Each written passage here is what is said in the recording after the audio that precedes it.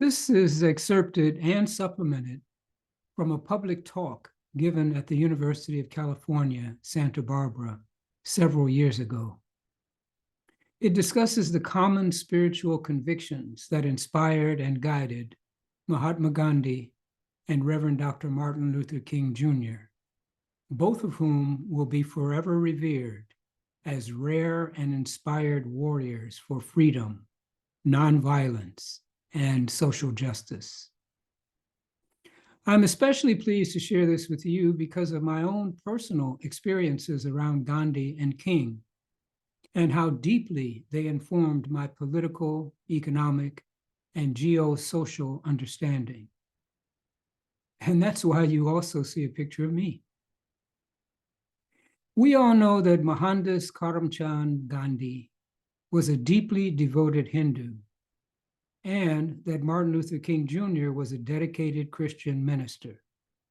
And yet, both were highly accepting of other religions and wisely understood that true spirituality coalesces and surpasses the confines of any one religion. These quotes by each demonstrate these convictions. I have known no distinction between relatives and strangers, countrymen and foreigners, white and colored, Hindus and Indians of other faiths, whether Muslims, Parsis, Christians, or Jews, Gandhi said.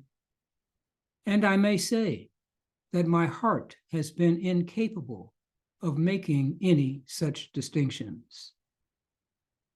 And Dr. King from a talk, which I have quoted numerous times. When I speak of love, I am not speaking of some sentimental and weak response. I am speaking of that force which all of the great religions have seen as the supreme unifying principle of life. This Hindu, Muslim, Christian, Jewish, Buddhist belief about ultimate reality is summed up in the first epistle of St. John. Let us love one another. Both Gandhi and King were highly intellectual and authors of considerable note. Gandhi was awarded the Doctor of Jurisprudence degree at the age of 22, whereas King received his PhD at the age of 26. Dr. King wrote 5 books and was extremely well read in the traditional American fare, with an emphasis on the Greek and Roman classics, and of course, Christian history and mythology. He was also greatly influenced by the writings of Ralph Waldo Emerson and Henry David Thoreau. In 1959, at the invitation of Indian Prime Minister Nehru, Dr. King and his wife Coretta traveled to India to study Gandhi's nonviolent philosophy and strategies. He later credited Gandhi as the guiding light of our technique of nonviolent social change. For the ideas that framed his own movement for Indian independence, Gandhi extended his understanding of Hinduism into both personal practice and direct political and social action. He said that Henry David Thoreau, Italian activist Giuseppe Mazzini, and John Ruskin's seminal book, Unto Thee Last, also deeply influenced his political and sociological views. Early in his life, and while living in Durban, South Africa, Gandhi began experiments with Ayurvedic approaches to health and wellness, and with celibacy, politics, and various forms of strict spiritual disciplines. He wrote about these and his mission and philosophy in his autobiography entitled The Story of My Experiments with Truth. What I want to achieve, what I have been striving and pining to achieve, he wrote, is self-realization, to see God face to face, to attain moksha, I live and move and have my being in pursuit of this goal. All that I do by way of speaking and writing, and all my ventures in the political field are directed to this same end. For me, truth is the sovereign principle, which includes numerous other principles. This truth is not only truthfulness in word, but truthfulness in thought also. And not only the relative truth of our conception, but the absolute truth, the eternal principle that is God. There are innumerable definitions of God because his manifestations are innumerable. But I worship God as truth only. And as long as I have not realized this absolute truth, so long must I hold by the relative truth as I have conceived it. Further along in his autobiography, he also discusses ahimsa, or nonviolence, as the basis of his search for truth. I am realizing every day that the search is vain unless it is found on ahimsa as the basis. It is quite proper to resist and attack the system, but to resist and attack its author is tantamount to resisting and attacking oneself. For we are all tarred with the same brush and are children of one and the same creator. And as such, the divine powers within us are infinite. To slight a single human being is to slight those divine powers, and thus to harm not only that being, but with him the whole world. So after reading and reflecting on his autobiography and studying his life over many, many years, I will only say that it is more than obvious that Gandhi was as serious about his search for God and his service to humanity as anyone can be. Gandhi is well known for the incredible sacrificial discipline and resilience that infused his activities. His long and determined fight for freedom in India was known as Satyagraha, which literally means holding to truth. He was always very strict with himself and with others. Those who joined the first ashram he established in Ahmedabad, India, were required, for example, to observe several very exacting vows in, as he said, a spirit of humility. Among others, these included truth, nonviolence, non-stealing, celibacy, personal labor, control of the palate, fearlessness, equal respect for all religions, and Swadeshi, or the use of home manufacturers.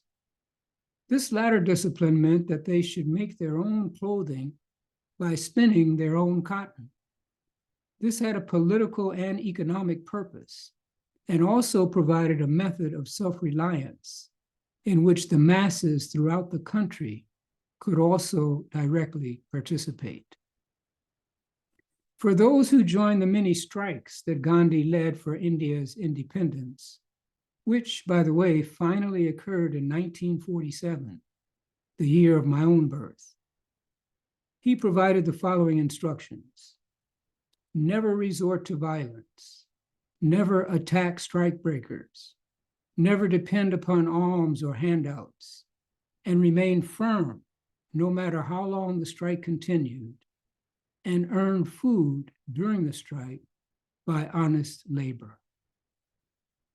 Now, taking a brief U-turn, I like to say that it is no coincidence that I was able to visit the Mahatma's ashram in Ahmedabad, as well as his home in Durban, which had to be rebuilt after a series of riots during the apartheid years. My first experience occurred in July 1980, during the first of 17 visits to India.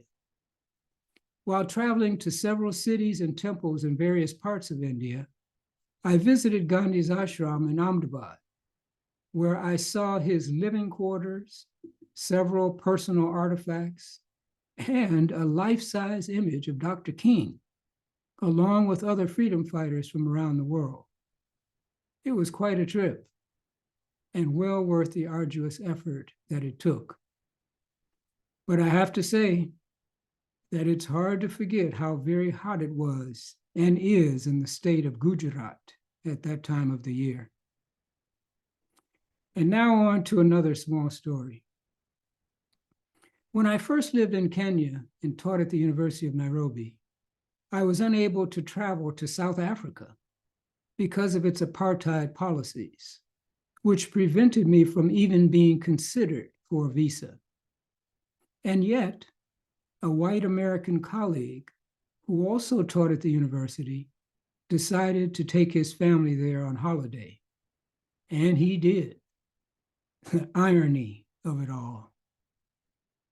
But 38 years later, in 2013, I was invited to do some educational work with a friend and colleague, Dr. Paul Dahl from Australia. We went to Durban, South Africa, on behalf of the Sri Satya Sai International Organization. And while I was there, I visited Gandhi's home in the Phoenix settlement of Durban and spent time with the Black docents there, who gifted me with a commemorative necklace, which I still have today. That trip, which included lots of other unique and uplifting experiences and a lot of hard and intense work, naturally gave me a good sense of closure and some moral satisfaction to boot. Now, returning to King, both his father and grandfather were Baptist ministers. And so Martin Jr. was literally raised in the church. He, like Gandhi, spoke of the centrality of truth when he said, "I believe unarmed truth and unconditional love will have the final say in reality." Over the years, I have participated in marches and given a number of public talks on Dr. King, the most recent of which was just 2 years ago. In those talks, I always emphasized his values, his fearlessness, and his focus on the legal and moral imperatives associated with all that is written and said regarding the US Constitution, the Bill of Rights, equal opportunity, and equal treatment under the law, notwithstanding America's historical and ongoing behavior to the contrary. But I'd also like to share an unfortunate incident around losing an opportunity to spend time with him when Reverend Jesse Jackson invited my father and me to his home. Jesse told me that hardly anyone knew that Dr. King was coming to Chicago at that time, and there would only be a few people there. I was away at university, and being somewhat caught up in my own activities, I simply decided I didn't want to make the effort. Naturally, I later regretted it, but eventually accepted that it was just not to be. And yet, be that as it was, Dr. King's influence on me grew and grew, and I would very often incorporate key teachings from his books and speeches into my own teaching. And of course, no matter the class, this was easy enough, since his teachings were about the universal principles of life and living, and bringing more humanity to humankind. Neither Gandhi nor King was a great politician. Both made strategic political blunders.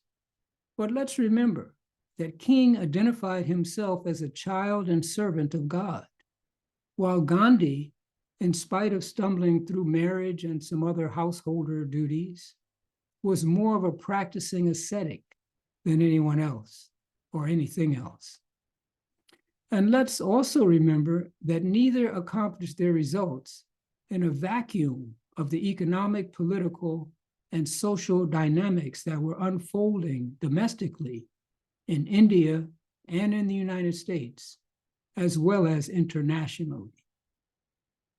In one well-known and personally acknowledged misstep, Gandhi launched a premature initiative of civil disobedience to the point where large numbers of his followers were severely beaten and countless others subjected to new levels of British oppression.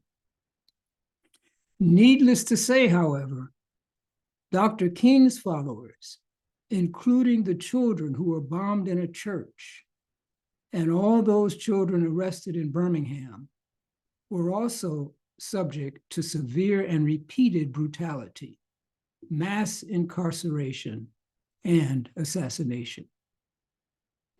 But let me add that King also made what some might call mistakes in his Southern campaigns, and especially in his efforts to challenge the systemic segregation and deep racial oppression in Chicago. There, he himself was physically assaulted, which led him to say, "I have never seen, even in Mississippi and Alabama, mobs as hateful as I've seen here in Chicago." Let me just briefly remind you that I was raised in Chicago in the 1950s and 1960s, and so I know exactly what he meant. But hindsight is often selective and even self-righteous sometimes. What they both achieved remains unrivaled. They had the powers of truth, love, and wisdom on their side. And early in the US movement, King employed Reverend James Lawson, who had attended college and lived in India for 3 years, and who I have met and interacted with, to serve as the primary educator of those who would engage in civil disobedience in this country. Now, once again, it's time for me to wrap this up. So I'll close with a quote from Gandhiji's autobiography and a comment similar to the one with which I began. To see the universal and all-pervading spirit of truth face to face, one must be able to love the meanest of creatures as oneself. And a man who aspires after that cannot afford to keep out of any field of life. That is why my devotion to truth has drawn me into the field of politics. And I can say, without the slightest hesitation, and yet in all humility, that those who say that religion has nothing to do with politics do not know what religion really means. Now, to understand the eternal self-same principles engaged by both Gandhi and King and how they overlap is important.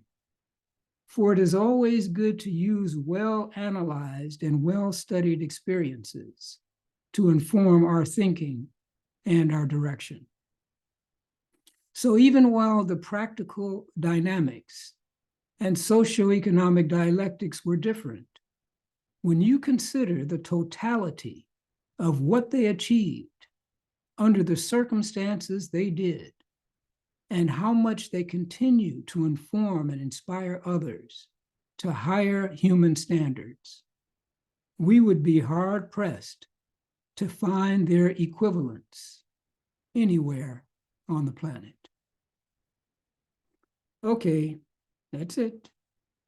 But let's remember, it's all about principles and practice.